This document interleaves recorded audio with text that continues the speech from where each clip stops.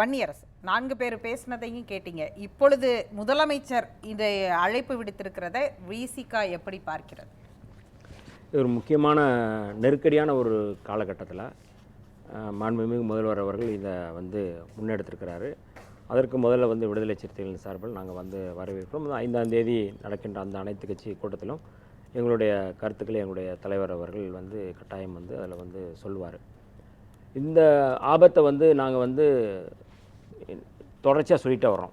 கடந்த அக்டோபர் 2023 நாங்கள் நடத்தின வாக்குச்சாவடி முகவர்கள் பயிற்சி முகாமிலே கூட்டத்திலே இது குறித்து தீர்மானம் போட்டிருக்கோம்.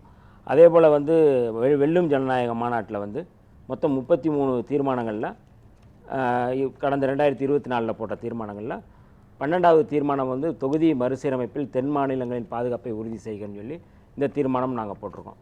இது நீண்ட காலமாக இந்த ஆபத்தை எப்படியெல்லாம் அவங்க அதை கட்டமைப்பாங்க அப்படிங்கிறத எங்களுடைய தலைவர் அவர்கள் இதை தெளிவுபடுத்துகிறாங்க. இப்போ இந்த மறுசீரமைப்பு, தொகுதி மறுசீரமைப்பு ஒரு 10 ஆண்டுகளுக்கு ஒரு முறை நடத்தணும். 1952, அப்புறம் 62, 73, 2002ன்னு சொல்லி முடித்தாங்க. இப்போ 2002 அன்னைக்கு இருந்த ஓய்வு பெற்ற உச்சநீதிமன்ற நீதிபதி குல்தீப் சிங்குடைய தலைமையில் ஒரு கமிட்டி போடுறாங்க. அந்த கமிட்டியின் அடிப்படையில் ஜம்மு காஷ்மீர் தவிர மற்ற இடங்கள் எல்லா இடங்களையுமே இந்த தொகுதி மறுசீரமைப்பு வேலைகளை செய்கிறாங்க. இதில் அருணாச்சல பிரதேசம், அஸ்ஸாம், நாகாலாந்து, மணிப்பூர் இந்த 5 மாநிலங்களில் இருந்த மக்கள் தொகை இந்த தொகுதி மறுசீரமைப்பினுடைய குளறுபடிகள் இருக்குல்ல, இந்த குளறுபடிகள் உச்சநீதிமன்றத்தில் வழக்கு இதில் குவாகத்தி இதில் நீதிமன்றத்தில் வழக்கு தொடுக்கப்பட்டு அதுக்கப்புறம் அது தீர்ப்பு வருது. அந்த தீர்ப்பில் வெளிப்படையாக இதை நிறுத்தி வைக்கிறாங்க. ஏன் இதை சொல்கிறோம்னா, குறிப்பாக வடகிழக்கு மாநிலங்கள் எல்லா மாநிலங்களுமே இந்த இந்திய ஒன்றியம் அல்லது இந்தியம் அப்படிங்கிறத ஏற்றுக்கொள்ளாமல் அவங்க தொடர்ச்சியாக தனி மாநிலங்கள், தனி நாடு கேட்குற நாகாலாந்து வர இன்றைக்கி கூட அது குறித்து தான் எழுப்புகிறாங்க. அப்போ எப்படி ஜம்மு காஷ்மீரில் அதுக்கான வாய்ப்பு அது அங்கே எடுக்கலையோ அதுபோல் இங்கேயும் ஒரு குளறுபடி இருக்குன்னு நிறுத்தி வச்சுட்டாங்க. இதுவரை எந்த இடங்களையுமே நம்ம அதுக்கான மறுசீரமைப்பு வேலைகள் செய்யலை. இன்னும் கூடுதலாக தலித் மக்கள், அதாவது எஸ்சி எஸ்டி மக்களுடைய அவங்களுடைய மக்கள் தொகை கணக்கெடுப்புக்கு ஏற்ப அவங்களுடைய இது இருக்கணும். அதை நீங்கள் ஒன்றுமே பண்ண முடியாது. ஏற்கனவே ஒரு கோரிக்கை அது இருக்கு, அது இல்லை. அதை இது எல்லாமே சேர்ந்து இன்னைக்கு 26 கட்டாயம் எடுக்கணும் அப்படிங்கிறது இருக்குது. எடுப்பாங்களா, இல்லை தொகுதி மறுசீரமைப்பு ஆணையம் அமைப்பாங்களா, இல்லை தொகுதி மறுசீரமைப்பு வேலைகள் செய்வாங்களா அப்படிங்கிறது 2வது பட்சம் அதுக்கான வேலைகள் போகும். இப்போ ஒட்டுமொத்தமாக இந்தியாவில் மொத்தம் நீங்கள் தமிழ்நாடு, கேரளா, கர்நாடகா, ஆந்திரா, தெலுங்கானா, புதுச்சேரி இந்த தென் மாநிலங்கள் மட்டுமே சேர்த்து மொத்தமே 130 தொகுதிகள் தான் இருக்குது. மீதி 543. இதிலே யாருடைய குரல் இங்கே ஆட்சி செய்யப்படுது, யாருடைய குரல் இங்கே முனகலாக மாறுது அப்படிங்கிறத நம்ம பார்க்க வேண்டியது இருக்குது.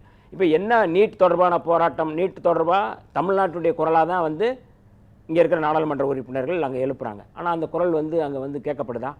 அங்கே கேட்கப்படலை.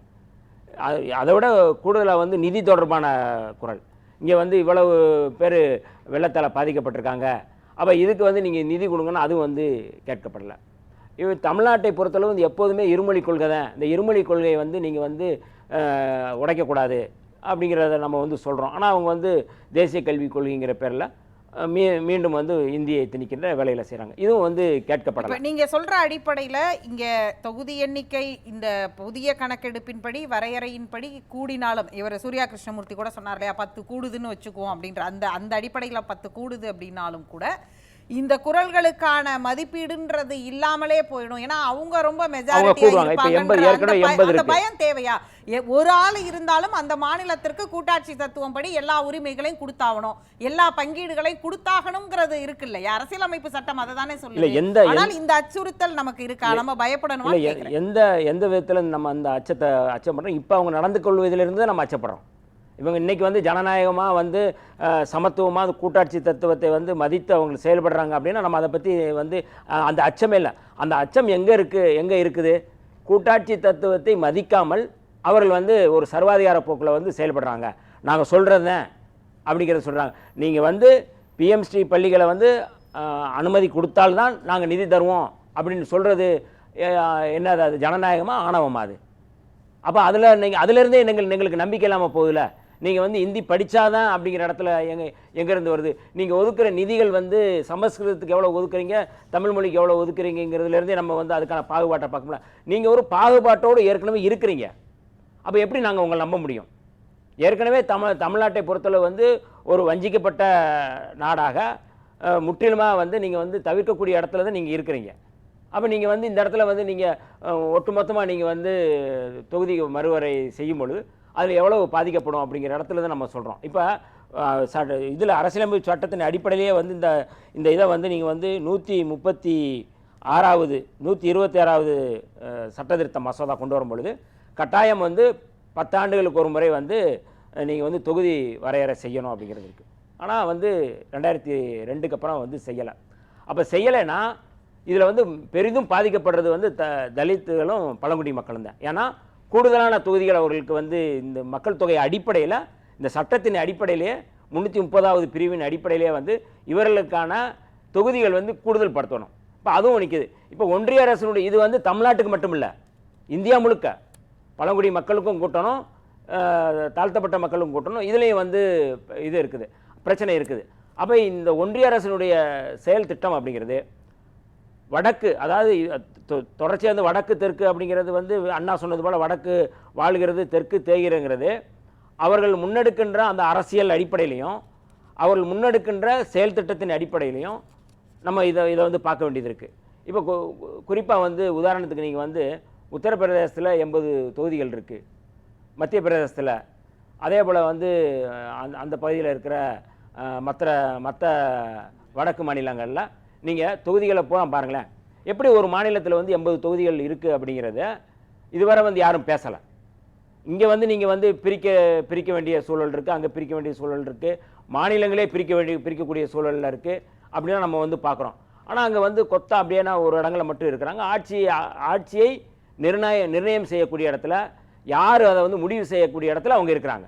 அப்போ நம்முடைய குரல் என்னவா இருக்குது, நம்முடைய உரிமைகள் என்னவா இருக்குது, நம்ம எங்க போய் பேச போறோம்? இந்த புள்ளியில இப்ப நீங்க பேசுறீங்கல்ல, வடக்கு வாழ்கிறது தெற்கு தேய்கிறது, அண்ணா குறிப்பிட்டதுல தொடங்கி இப்ப நீங்க சொல்றீங்களா உத்தரப்பிரதேசத்துல அதிகம் இருக்கு. இப்ப சூர்யா கிருஷ்ணமூர்த்தி குறிப்பிட்டதா இருக்கட்டும், இந்த மொழி பிரச்சனையின் போது இந்தியை நாங்க திணிக்கிறோம்னு சொல்லல, இந்தியை எதிர்க்கிறத வந்து ஒரு குறிக்கோளாக தமிழ்நாடு செயல்படுகிறது அப்படின்றது இந்தி பெல்ட் ஸ்டேட்ஸ்ல வாக்கு வங்கியாக பாஜகவுக்கு மாறுவதற்கான ஒரு வாய்ப்பாக மாறும் அப்படின்னு ஒரு விமர்சனம் வைக்கப்படுறதா இருக்கட்டும், அல்லது தனக்கான நிதியை கேட்கும் போது மற்ற மாநிலங்களோட வந்து தமிழ்நாடு வந்து நிதி பகிர்வை கேட்குது, எங்களுக்கு வந்து இப்ப டீலிமிட்டேஷன் பண்ணீங்கன்னா எங்களுடைய தொகுதி குறைஞ்சிரும், ஏன் உத்தரப்பிரதேசத்துக்கு அவ்வளவு அப்படிங்கிற இந்த ஒப்பீடே தமிழ்நாட்டுக்கு எதிராக அது பாஜகவுடைய வாக்கு வங்கின்று வைக்கிற ஒரு விமர்சனம் இருக்குல்ல. அப்ப இந்த பிரச்சனையில நாம் உரிமை கேட்கக்கூடிய இடத்திலும் கூட அப்படியான ஒரு சிக்கலை மற்ற மாநிலங்களுடனான நம்மளுடைய நட்புறவு அப்படிங்கிறதையும் சேர்த்து கணக்கில் கொள்ள வேண்டியது இருக்குல்ல. இல்ல, அந்த நட்புறவு அப்படிங்கிறது வந்து எல்லா மாநிலங்களும் ஏற்கனவே கலைஞர் அவர்கள் இருக்கும் பொழுதே இந்த மொழிவழி மாநிலங்கள் அல்லது மாநில உரிமைகள் பேசக்கூடிய எல்லா மாநிலங்களையும் கலைஞர் அவர்கள் ஒருங்கிணைச்சு அதற்கான உரிமையை வந்து ஒன்றிய அரசுக்கு எதிராக, இந்திய ஒன்றிய அரசுக்கு எதிராக, அன்றைக்கு இருந்த இந்திரா காந்தி அம்மையாருக்கு எதிராக கூட வந்து அவர் வந்து அதில் வந்து செயல்பட்டார்.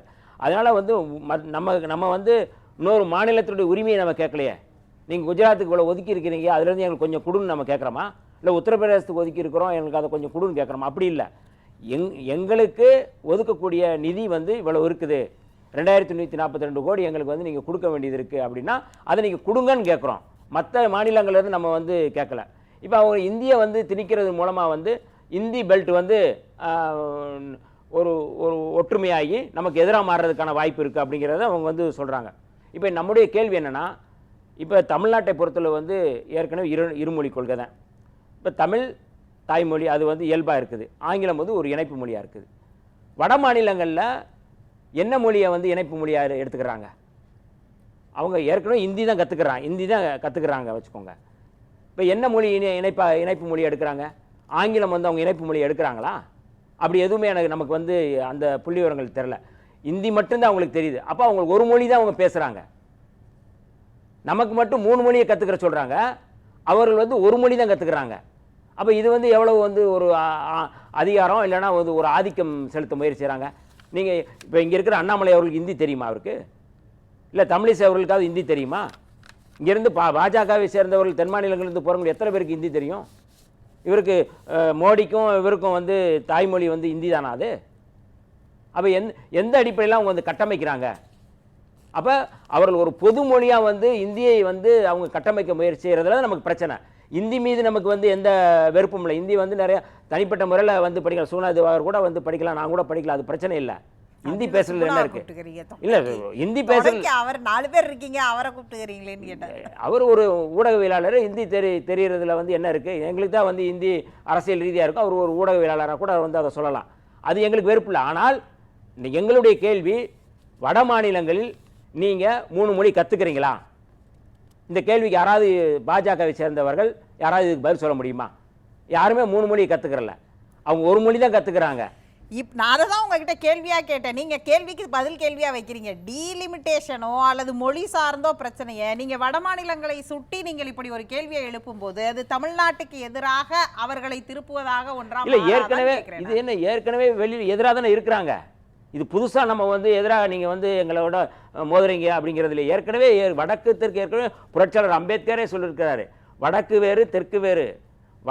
தெற்கு எப்போதுமே நாகரிகமான ஒரு மாநிலம். தெற்கு மாநிலங்கள் படித்தவர்கள், நாகரிகமானவர்கள். அங்கே பூரா வந்து நிர்வாணசாமியார் இருக்கிற மாநிலம். நான் சொல்லலை, அம்பேத்கர் சொல்கிறாரு. அப்போ ரெண்டுக்குமே டிஃப்ரெண்ட் இருக்குது. வேறு வேறு தான். தெற்கு வேறு வடக்கு வேறு, எல்லாமே வேறு வேறு தான். நீங்கள் வந்து கட்டமைச்சிருக்கிறீங்க, ஒன்றா நீங்கள் கட்டமைச்சிருக்கிறீங்க. நாங்கள் அதுக்குள்ளே இருக்கிறோம். அப்போ அங்கே இருக்கும்போது எங்களுக்கான உரிமைகளை நாங்கள் வந்து பெற வேண்டிய தேவை இருக்குது. நீங்கள் இருக்கிறோங்கிறதுனால எங்களுடைய உரிமையை நாங்கள் இழந்துட்டு இருக்க முடியுமா? அப்போ இதை தான் நாங்கள் வந்து விடுதலை சிறுத்தைகள் தொடர்ச்சியாக வந்து நீண்ட காலமாக இதை சொல்லிட்டு இருக்கோம். இந்த தொகுதி மறு சீரமைப்பு மூலமாக என்ன பாதிக்கப்படுது? தாழ்த்தப்பட்ட பழங்குடி மக்களுக்கான தொகுதிகள் பாதிக்கப்படுது. நீங்கள் 10 ஆண்டுகளுக்கு ஒரு முறை நீங்கள் எடுங்க. ஏற்கனவே மண்டல் பரிந்துரையின் அடிப்படையில் வந்து இதெல்லாம் வந்து நாங்கள் ஏற்கனவே பேசியிருக்கிறாங்க. ஓபிசி சமுதாயத்துக்கான இதை பேசியிருக்கிறாங்க. இவர்களுக்கான வந்து நீங்கள் 84வது திருத்த சட்டத்தின் அடிப்படையில் இதெல்லாம் செய்யுங்கன்னு நம்ம வந்து சொல்கிறோம். ஆனால் அதை வந்து யாருமே செய்யலை. இப்போ பாஜக ஒன்றிய அரசினுடைய செயல் திட்டம் அப்படிங்கிறது முழுக்க முழுக்க தென்னிந்தியா வந்து ஓட்டு போட்டாலும் போடலைன்னா நமக்கு அது கவலை இல்லை. நம்ம ஆட்சி அதிகாரத்தை வந்து வடக்கிருந்தே நம்ம வந்து மெஜாரிட்டி பெறலாம் அப்படிங்கிற இடத்துல அதை நகர்த்துறாங்க.